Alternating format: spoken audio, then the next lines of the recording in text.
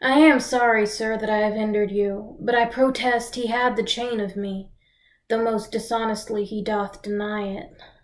How's the man esteemed here in the city? A very revered reputation, sir. Of credit infinite, highly beloved, second to none that lives here in the city. His word might bear my wealth at any time. Speak softly, yonder as I think he walks. 'Tis so, and that self-chain about his neck, which he forswore most monstrously to have. Good sir, draw near to me. I'll speak to him. Signor Antipholus, I wonder much that you would put me to this shame and trouble, and not without some scandal to yourself, with circumstance and oath so to deny this chain which you now wear so openly. Besides the charge, the shame, imprisonment, you have done wrong to this my honest friend, who, but for staying on our controversy, had hoisted sail and put to sea today. This chain you had of me. Can you deny it? I think I had. I never did deny it. Yes, that you did, sir, and forswore it too. Who heard me to deny it or forswear it? These ears of mine, thou know'st, did hear thee. Fie on thee, wretch! 'Tis pity that thou liv'st to walk where any honest men resort. Thou art a villain to impeach me thus. I'll prove mine honor and my honesty against thee presently if thou darest stand. I dare and do defy thee for a villain. Hold! Hurt him not, for God's sake! He is mad! Some get within him, take his sword away. Bind Dromio too, and bear them to my house. Run, master, run! For God's sake, take a house. This is some priory or are we spoiled? Be quiet, people. Wherefore throng you hither? To fetch my poor distracted husband hence. Let us come in, that we may bind him fast, and bear him home for his recovery.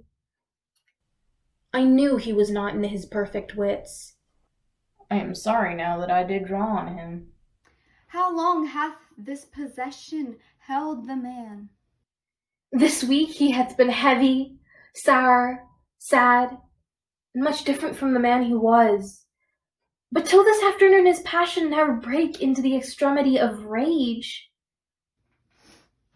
Hath he not lost much wealth by wrack of sea, buried some dear friend? Hath not else his eye strayed in affection and unlawful love? To none of these, except it be the last, namely some love that drew him oft from home. She never reprehended him but mildly, even when he deemed himself rough, rude, and mildly. Why bear you these rebukes and answer not? She did betray me to my own reproof. Good people, enter and lay hold on him. Then let your servants bring my husband forth. I will attend my husband, be his nurse, diet his sickness, for it is my office, and will have no attorney but myself, and therefore let me have him home with me. I will not hence and leave my husband here, and ill it doth beseem your holiness to separate the husband and wife. Complain unto the Duke of his indignity. Come, go. I will fall prostrate at his feet, and never rise until my tears and prayers have won his grace to come in person hither, and take perforce my husband from the abbess. By this I think the dial points at 5. Anon, I'm sure, the Duke himself in person comes this way to the melancholy vale, the place of death and sorry execution, behind the ditches of the abbey here. Upon what cause? To see a revered Syracusan merchant, who put unluckily into this bay against the laws and statutes of this town, beheaded publicly for his offense. See where they come. We will behold his death. Yet once again proclaim it publicly. If any friend will pay the sum for him, he shall not die. So much we tender him. Justice, most sacred Duke, against the abbess. She is a virtuous and a reverend lady. It cannot be that she hath done thee wrong. May it please your grace. Antipholus, my husband, who I made lord of me and all I had, at your important letters, this ill day a most outrageous fit of madness took him, that desperately he hurried through the street, with him his bondmen, all as mad as he, doing displeasure to the citizens by rushing in their houses, bearing thence rings, jewels, anything his rage did like. Once did I get him bound and sent him home, whilst to take order for the wrongs I went, that here and there his fury had committed, and on I wot not by what strong escape he broke from those that had the guard of him, and with his mad attendant and himself, each one with ireful passion and drawn swords, met us again, and madly bent on us, chased us away, till raising of more aid, we came again to bind them. Then they fled into this abbey, whither we pursued them, and here the abbess shuts the gates on us, and will not suffer us to fetch him out, nor send him forth, that we may bear him hence. Therefore, most gracious Duke, with thy command, let him be brought forth, and borne hence for help. Long since thy husband served me in my wars, and I to thee engaged a prince's word, when thou didst make him master of thy bed, to do him all the grace and good I could. Go, some of you, knock at the abbey gate, and bid the lady abbess come to me. I will determine this before I stir. Oh, mistress, mistress, shift and save yourself. My master and his man are both broke loose, beaten the maids a row and bound the doctor, whose beard they have singed off with brands of fire. And ever as it blazed, they threw on him great pails of puddled mire to quench the hair. My master preaches patience to him, and the while his man with scissors nicks him like a fool. And sure, unless he would send some present help, between them they'll kill the conjurer. Peace, fool, thy master and his man are here, and that is false thou dost report to us. Mistress, upon my life, I tell you true, I have not breathed almost since I did see it. He cries for you and vows, if he can take you, to scorch your face and to disfigure you. Come, stand by me. Fear nothing. Guard with halberds. Ay me, it is my husband. Witness you that he is borne about invisible, even now as we housed him in the abbey here, and now he's there, past thought of human reason. Justice, most gracious Duke, oh, grant me justice, even for the service that long since I did thee, when I bestrid thee in the wars and took deep scars to save thy life. Even for the blood that then I lost for thee, now grant me justice. Unless the fear of death doth make me dote, I see my son Antipholus and Dromio.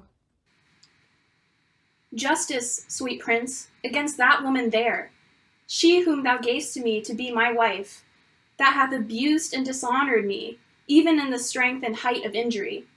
Beyond imagination is the wrong that she this day hath shameless thrown on me. Discover how, and thou shalt find me just. This day, great Duke, she shut the doors upon me, while she with Harlows feasted in my house. A grievous fault! Say, woman, didst thou so? No, my good lord. Myself, he, and my sister today did dine together, so befall my soul. As this is false, he burdens me withal. Ne'er man look on day, nor sleep on night, but she tells your highness simple truth. O perjured woman, they are both forsworn. In this the madman justly chargeth them. My liege, I am advised what I say, neither disturbed with the effect of wine, nor heady rash provoked with raging ire, albeit my wrongs might make one wiser mad. This woman locked me out this day from dinner. That goldsmith there, were he not packed with her, could witness it, for he was with me then, who parted with me to go fetch a chain, promising to bring it back to the Porpentine, where Balthazar and I did dine together. Our dinner done, and he not coming thither, I went to seek him. In the street I met him, and in his company this gentleman. There did this perjured goldsmith swear me down, that I this day of him received the chain, which, God, he knows, I saw not, for the which he did arrest me with an officer. I did obey and sent my peasant home for certain ducats. He with none returned. Then fairly I bespoke the officer to go in person with me to my house. By the way we met my wife, her sister, and a rabble more of vile confederates. Along with them they brought one pinch, a hungry, lean-faced villain. A mere anatomy, a mountebank, a threadbare juggler, and a fortune-teller, a needy, hollow-eyed, sharp-looking wretch, a living dead man. This pernicious slave, forsooth, took on him as a conjurer, and gazing in mine eyes, feeling my pulse, and with no face as 'twere outfacing me, cries out I was possessed. Then all together they fell upon me, bound me, bore me thence, and in a dark and dankish vault at home there left me and my man, both bound together. Till gnawing with my teeth my bonds in sunder, I gained my freedom, and immediately ran hither to your grace, whom I beseech to give me ample satisfaction for these deep shames and great indignities. My lord, in truth, thus far I witnessed with him, that he dined not at home, but was locked out. But had he such a chain of thee or not? He had, my lord, and when he ran in here, these people saw the chain about his neck. Besides, I'll be sworn these years of mine, heard you confess you had the chain of him after you first forswore it on the mart, and thereupon I drew my sword on you, and then you fled into this abbey here, from whence I think you are come by miracle. I never came within these abbey walls, nor ever didst thou draw thy sword on me. I never saw the chain, so help me heaven, and this is false, you burden me withal. Why, what an intricate impeach is this? I think you all have drunk of Circe's cup. If you have housed him here, he would have been. If he were mad, he would not plead so coldly. You say he dined at home. The goldsmith here denies that saying. Syra, what say you? Sir, he dined with her there, at the Porpentine. He did, and from my finger snatched that ring. 'Tis true, my liege, this ring I had of her. Saw'st thou him enter at the abbey here? As sure, my liege, as I do see your grace. Why, this is strange. Go call the abbess hither. I think you are all mated, or stark mad. Most mighty Duke, vouchsafe me speak a word. Happily, I see a friend will save my life, and pay the sum that may deliver me. Speak freely, Syracusian, what thou wilt. Is not your name, sir, called Antipholus? And is not that your bondman Dromio? Within this hour I was his bondman, sir, but he, I thank him, gnawed into my cords. Now am I Dromio, and his man unbound? I am sure you both of you remember me. Ourselves we do remember, sir, by you. For lately we were bound, as you are now. You are not Pinch's patient, are you, sir? Why look you strange on me? You know me well. I never saw you in my life till now. Oh, grief hath changed me since you saw me last, and careful hours with time's deformed hand have written strange features in my face. But tell me yet, dost thou not know my voice? Neither. Dromio, nor thou? No, trust me, sir, nor I. I am sure thou dost. Aye, sir, but I am sure I do not. And whatsoever a man denies, you are now bound to believe him. Not know'st my voice? O time's extremity, hast thou so cracked and splitted my poor tongue in 7 short years, that here my only son know'st not my feeble key of untuned cares. Though now this grained face of mine be hid in sap-consuming winter's drizzled snow, and all the conduits of my blood froze up, yet hath my night of life some memory. My wasting lamp some faded glimmer left. All these old witnesses I cannot err. Tell me thou art my son Antipholus. I never saw my father in my life. But 7 years since in Syracuse, boy, thou'st know'st we parted. But perhaps, my son, thou shamest to acknowledge me in misery. The Duke, and all that know me in the city, can witness with me that that is not so. I never saw Syracuse in my life. I tell thee, Syracusian, 20 years have I been patron to Antipholus, during which time he never saw Syracuse. I see thy age and dangers make thee dote. Most mighty Duke, behold a man much wronged. I see 2 husbands, or mine eyes deceive me. One of these men is genius to the other, and so of these, which is the natural man, and which the spirit? Who deciphers them? I, sir, am Dromio. Command him away. I, sir, am Dromio. Pray, let me stay. Aegeon art thou not, or else his ghost?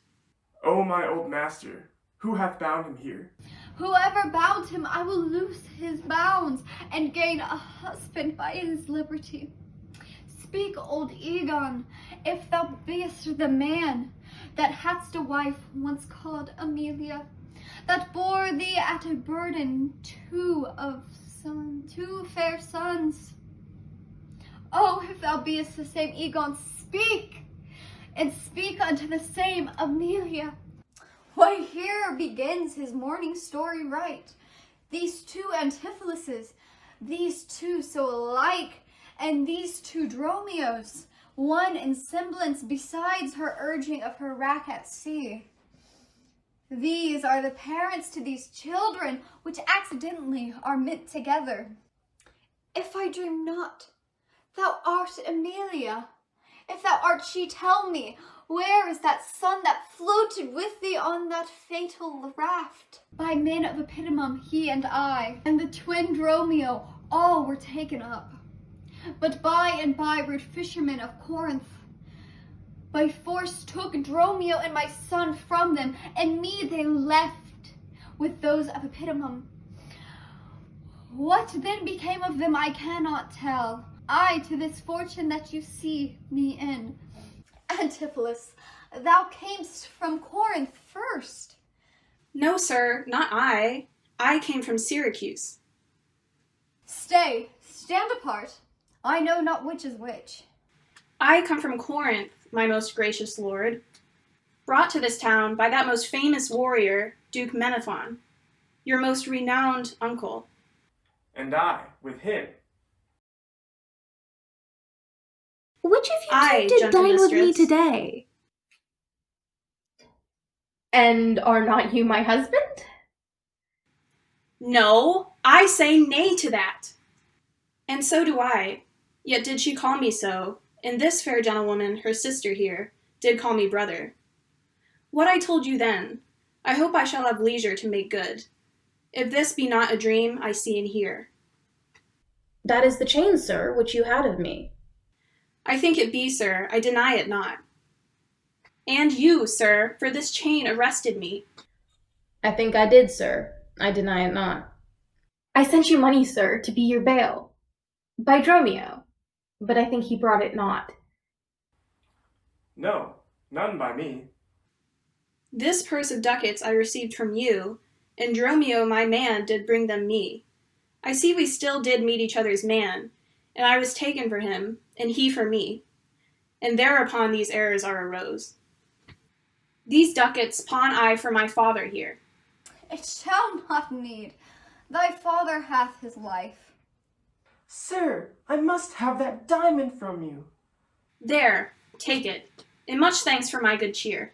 Renowned Duke, vouchsafe to take the pains to go with us into the abbey here, and here at large discourse all our fortunes, and all that are assembled in this place that by this sympathized one day error have suffered wrong. Go keep us company, and we shall make full satisfaction. 33 years have I but gone in travail of you, my sons, until this present hour, my heavy burden ne'er delivered.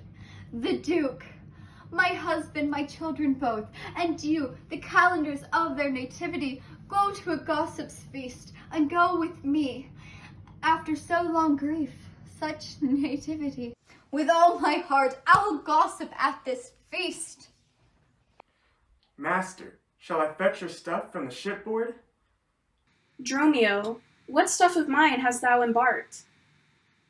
Your goods that lay at host, sir, in the Centaur.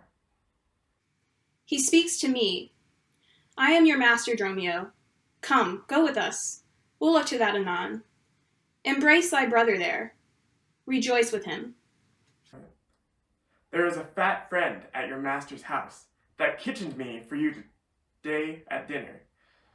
She now shall be my sister, not my wife. Methinks you are my glass, and not my brother. I see by you I am a sweet-faced youth.